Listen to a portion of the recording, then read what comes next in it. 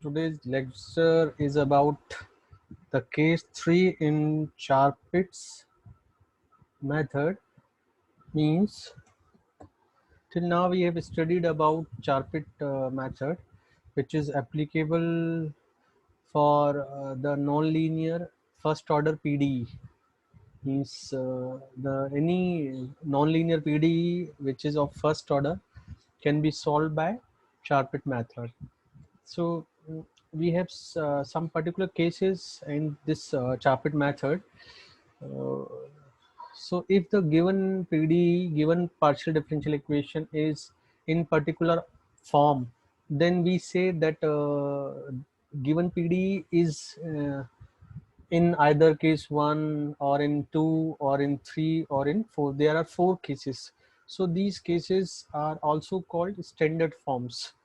So now we have completed the case 1 and case 2.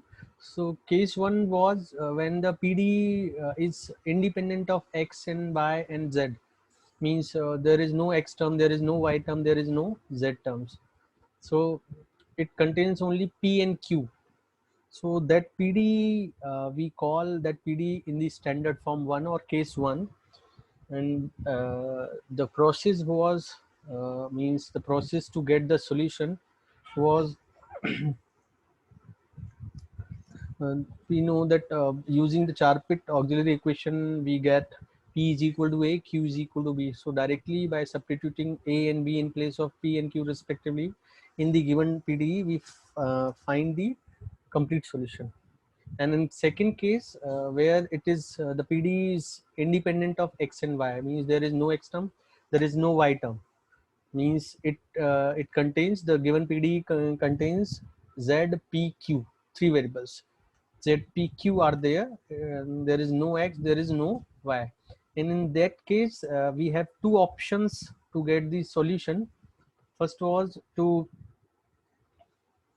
either we can write P is equal to A using the, again we have gone through the proof where we found that we using the Charpit auxiliary equation, we get P is equal to AQ or Q is equal to AP. So we substitute this relation in the given PDE, and then given PDE we will solve it for Q, and whenever we get the value of Q, we substitute it back to the equation P is equal to AQ. So now we have got PQ values. So now substitute these values in dz is equal to pdx plus q dy. After integration, we get the complete solution. Now the case 3 also means is in case 2 we have 2 options. One option I have told you just before, and the second option was we can take the transformation u is equal to x plus ay or ax plus y. So by transforming the variable xy into u, we convert the given PDE in the ODE, means ordinary differential equation. So by this transformation, the given PDE will automatically be converted in the ODE, and we know how to solve ordinary differential equation. So separation method we used for solving that PDE, which now is ODE, using that transformation u is equal to x plus ay or ax plus y. Now the case 3. In case 3, uh, the given equation, means given PDE is of this form. Means we can observe from here that there is no z term.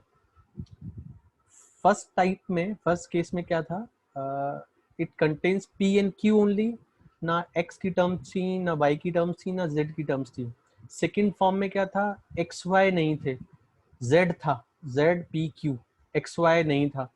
अब case 3 में क्या है, हम Z नहीं रख सकते हैं, x Y रख सकते हैं. ठीक है, तो case 1 was which is independent of x, y and z, all 3 variables.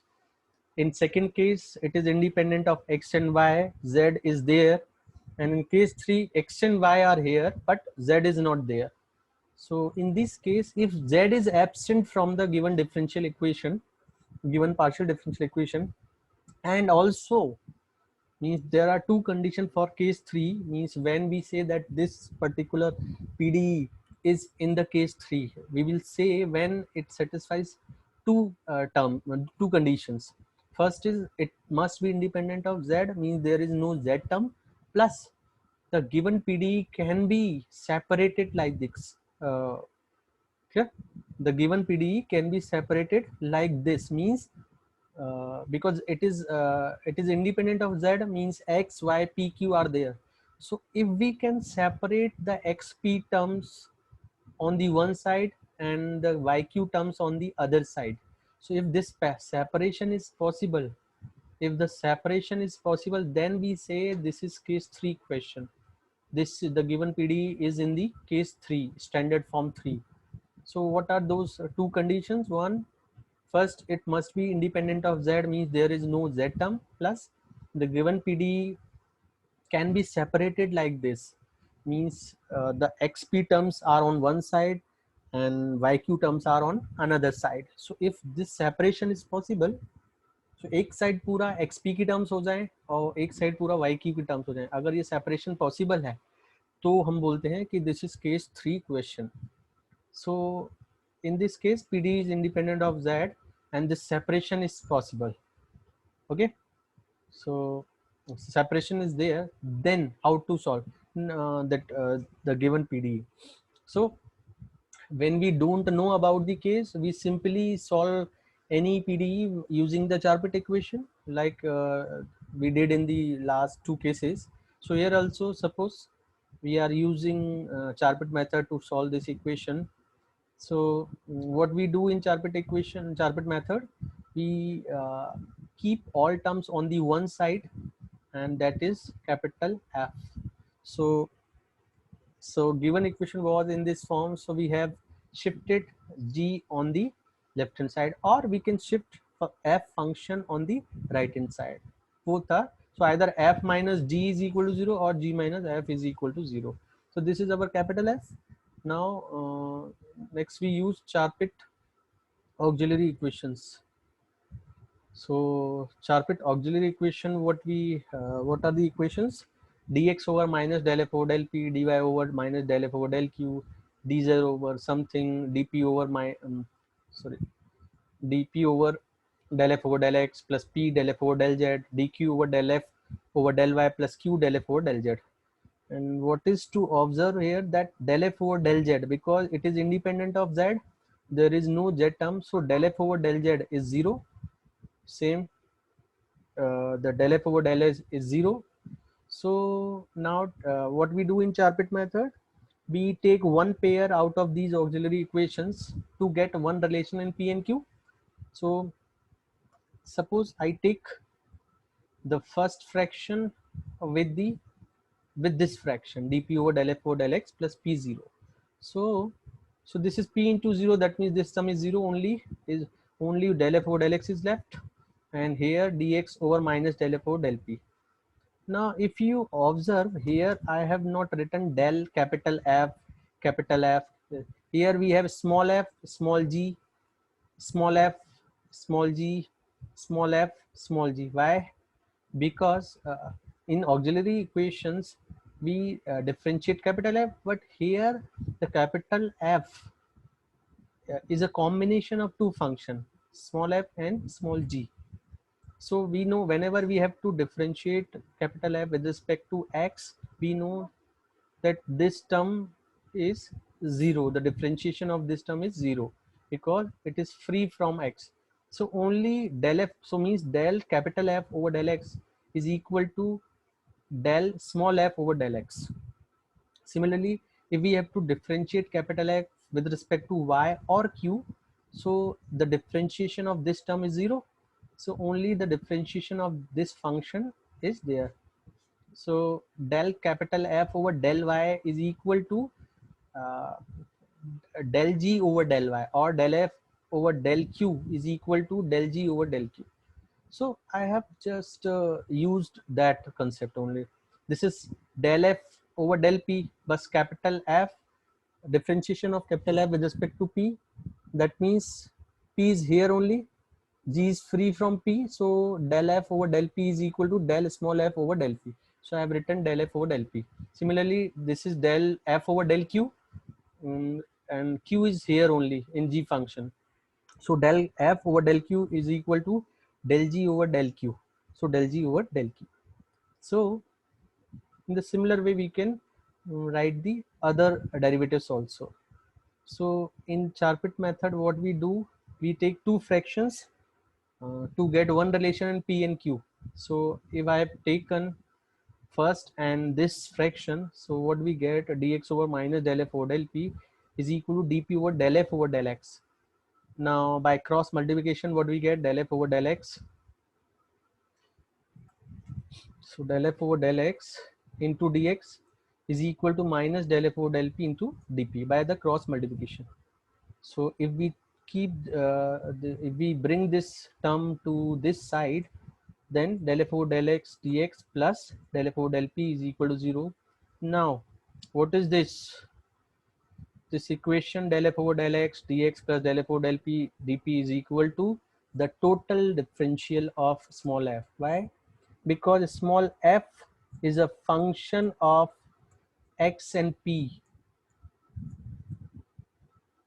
So the total differential of this small f is del f over del x into dx and del f plus del f over del P into dp. So this is the total differential of small f function. So what we get, this equation is the total differential of f. So df is equal to 0. And what is f? Or we can write it as total differential of f, which is function of xp is equal to 0. So on integration means after integrating this equation, what we get, d of x. What is the integration? X. So simply d of f. What is the integration? F. So f of xp is equal to a. So we have got one relation. Now similarly, if we take the second fraction with the last fraction, so dy over minus del g over del q dq over del g over del y. So we get in the similar way, this is del g over del y dy and del g over del q into dq, and again g function is a g function function of yq. So total differential of this function is del g over del y into dy plus del g over del q into dq. So in the similar way, we can get d of g is equal to 0, means d of g of yq as a function of yq is equal to 0. So after integration, we get g of yq is equal to a. So we have two equations. What is the purpose? What we do in Charpit method? We solve one pair of auxiliary equation to get a relation between P and Q, and using this relation and the given differential equation, we solve we get the values of P and Q in terms of x, y, z. So now we have a relation between x, P, A, and a relation between y, Q, and A. Yeah. So we have a relation among the variables xpa and among the variable by qa. Now we can solve first relation for p, and we can solve the second relation for q. So if we solve this to get the value of p, what we will get? So we will keep p on this side and rest on the right hand side. So we get p as a function of ax. H is a function of ax. So this is f of xp. So when we solve it for p, so whatever is there other than p, we bring that those terms on the right hand side. So we get the value of p and q. So this is p. We get value of p in terms of ax, and similarly if we solve this relation for q, what we get, q in terms the value of q in terms of a and y. So q is s, this is as function of ay. We will get value of q as function of ay. So we have got the values of p and q. Now what we do in Charpit method, we substitute these value p of p and q in this equation. Dz is equal to p dx plus q dy. So p is h function of ax, q is function of ay. Now this integration we have to make possible. So after integration, what we get, z is equal to this integration ax dx. This is possible because it is dx and the terms are constant or x terms. So this integration is possible. Similarly, this is a function of ay and the integration is with respect to y.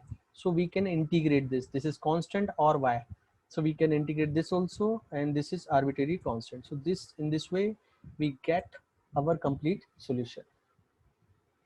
So so find the complete solution of the following PD. The first question is p square plus q square is equal to xy. So we can observe from here there is no z term. Here z is absent. So given PD is independent of z, and also we can write this equation in the form of, we can separate the terms px and qy. X can be on this side and q can be on other side. So separation is possible. So the form is p square minus x and is equal to y minus q square. That is in this form, function of xp is equal to function of yq. So both conditions are satisfied here, means it is independent of z and the separation is possible. So this is in standard form 3. So by using Charpit equation, Charpit auxiliary equation, we get what we get, function of xp is equal to a and function of yq is equal to a, means whatever their on the left hand side and on the right hand side, both are equal to a constant. Clear? If you remember, this is function what is there, this is one side function f of xp, this is other function g of yq, and what we are getting, we are getting f of xp is equal to a, means left hand side is equal to a, and this is function of yq which is also equal to a, means right hand side is also equal to a. So using the Charpit, so use, what is the use of cases? Use of cases is nothing but to skip some steps. Otherwise, if you don't remember the cases, there is no problem. You simply apply Charpit's method because they are all derived from the Charpit method. So if you don't remember, just go through the Charpit method and solve the equation. You will get the same answer. So using what is the benefit, using these cases, we can skip some steps. That is only one. So that is the purpose only. So what we get in case 3, if the separation is possible, then both side would be equal to a constant. We have proved this. So p square minus x is equal to a and y minus q square is equal to a. This is left hand side, this is right hand side. So what we have to do now, we have to get the values of p and q. So p square is equal to a plus x, q square is equal to y minus a. So what is p? Square root of a plus x. What is q? Square root of y minus a. Now we have to substitute in this equation. Dz is equal to p dx plus q dy. So what is p? Square root of a plus x. What is q? Square root of y minus u. And this is, these are integrable. This is dx, and this function is again a constant which contains a, means constant, and x term. Similarly, this function contains constant and y term. So and the integration is with respect to y, so these terms are integrable. So directly go for the integration. So what we get in the integration, so after integration, dz is z, and what is integration of this term? Square root of a plus x, means a plus x to the power 1 by 2. So what is the integration? 1 by 2 plus 1 means 3 by 2 divided by 3 by 2. So after the inverse, it is 2 by 3. Similarly, square root of y minus a means y minus a to the power 1 by 2. What is integration? Y minus a to the power 1 by 2 plus 1 divided by 1 by 2 plus 1. So we are getting 2 by 3 power 3 by 2, and this is integrating constant. So this is our complete solution. Again, this equation we can observe from here that it is independent of z. So it is satisfying first condition, it is independent of z. but now we have to see the separation. If separation is possible, then we can solve it through case 3, standard form 3. So can we get the separation? So for separation, we have to separate the terms of px and qy. Clear? We have to separate the terms of px from the terms of yq. So yp is here, yp is equal to x square q square plus x square y. What we have to do? We have to shift x square from here, because we x can be with the p terms. So what we did, the x square is common, so x square into q square plus y, and this is y. So we can keep this y on this side and x square on this side. So what we get, p by x square and q square plus y over y. So now separation is possible. This is function, left hand side is function of xp and right hand side is a function of y and q. So separation is possible. That means it is in standard form 3. So by Charpit's auxiliary equation, what do we get? Left hand side is equal to a and right hand side is equal to a. So what we get, the value of p ax square, and from here q square is equal to ay minus y, and q square is a minus 1 y, and q is square root of a minus 1 into square root of y after taking a square root. So this is p value, this is q value. Now substitute in this equation. So dz is equal to p means ax square dx plus q means square root of a minus 1 square root by dy. Now simple integration. X square integration is x cube by 3. Square root y integration is y to the power 3 by 2 by 3 by 2. So 3 by 2 is here. So this is, and this is integrating constant. So this is the complete solution. Similarly, z is not here, so it is independent of z. Now see if it is separable. So keeping the terms px on this one side and yq on the other side. So solving this, you can simplify it. Yp minus 2yx is equal to log q. So y is common, so p minus 2x is equal to log q. So p minus 2x is equal to log q by y.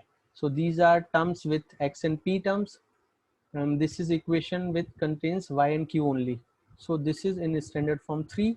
So left hand side is equal to a, right hand side is equal to a. So p is equal to a plus 2x and q log q is equal to ay. After taking in anti-log q is e to the power ay. Now substitute these values of pq in dz is equal to p dx plus q dy. So dz is equal to p is a plus 2x, q is e to the power ay. Integrating this, we get this as our complete solution. So like in other cases, we had the questions where it was not in that form originally, but but somehow by using some transformation we could convert that in that particular form.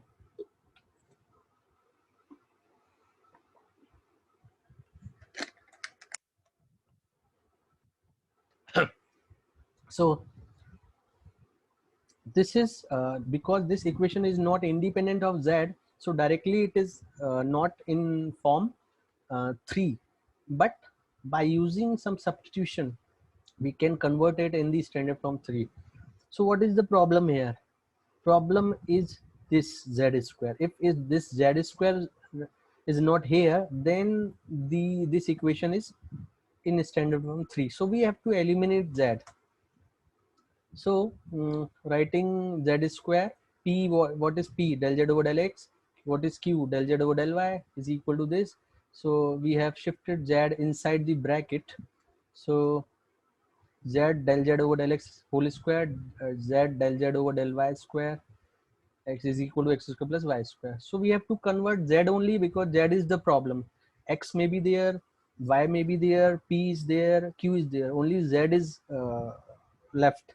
Z, we cannot have z in the equation when we are solving it through the standard form 3 or case 3.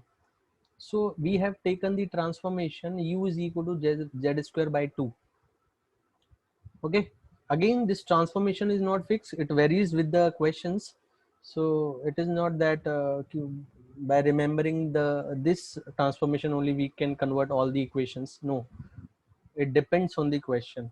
So for this equation, this transformation works. This will convert the given equation in the standard form 3.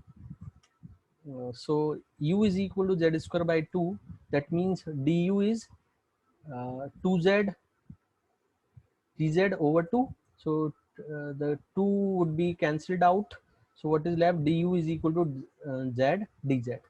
So if we differentiate this term with respect to x, so what we get? Del u over del x is equal to z del z over del x, and similarly del u over del y is equal to z del z over del y. So we have converted this term z del z over del x is equal to del u over del x, and z del z over del y is equal to del u over del y. So now if we see this equation, we have assumed that del u over del x is capital P, del u over del y is capital Q.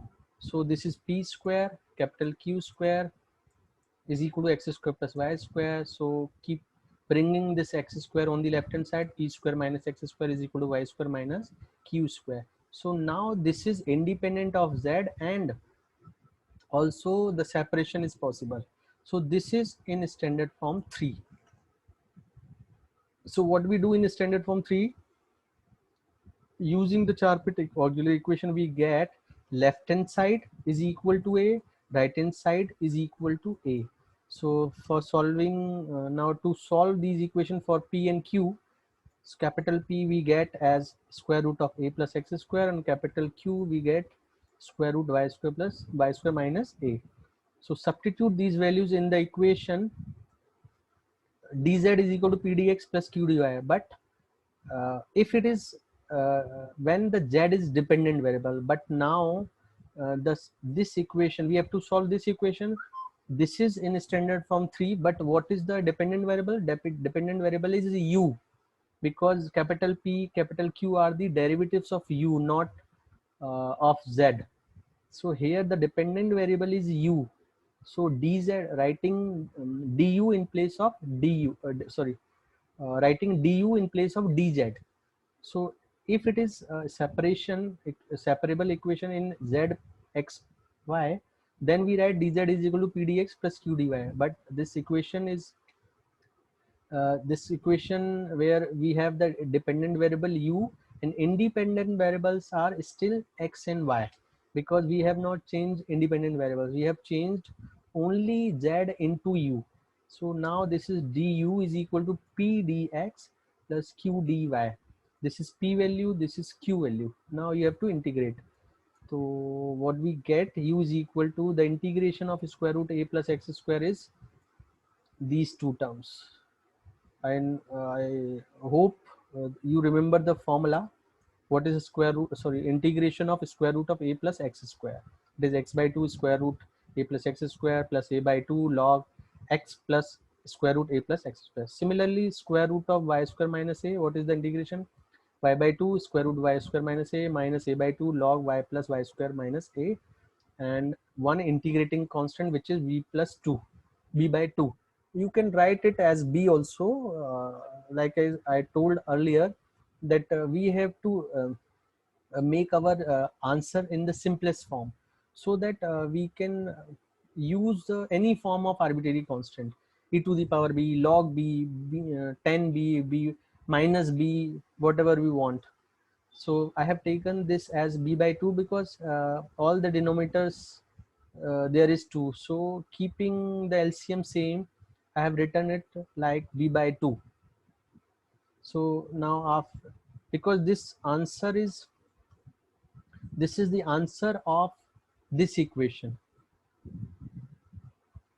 but original variables were z, x, y. So back substitute the value of u. What is u? U is z square by 2. So writing z square by 2 in place of u, we will get our answer. So where is 2? Because in all the denominators there is 2. So all 2 will be cancelled. So z square by something, z square by 2 is equal to something by 2. So 2 would be cancelled. So we get z square is equal to this. So this is our complete solution. Again, this equation is independent of z. So that is not the problem. Only we have to search, we have to check whether separation is possible. So after simplifying the equation, we got the separation. So after separation, we know that left hand side is equal to a, right hand side is equal to a. Now getting the value of q, we're getting the value of p, substituting in pdx plus q dy, and after integration we get our solution. So here there is no need of transformation because it is independent of z, and separation is also possible. So by simple operation we can solve the equation. अब आप इसमें क्या बचा है, the integration, how to integrate this. I know that you are the integration. So integration must be possible. So it's y square root of a plus 9y square. How to integrate this? Just keeping this term as t, the y dy will go into dt. Similarly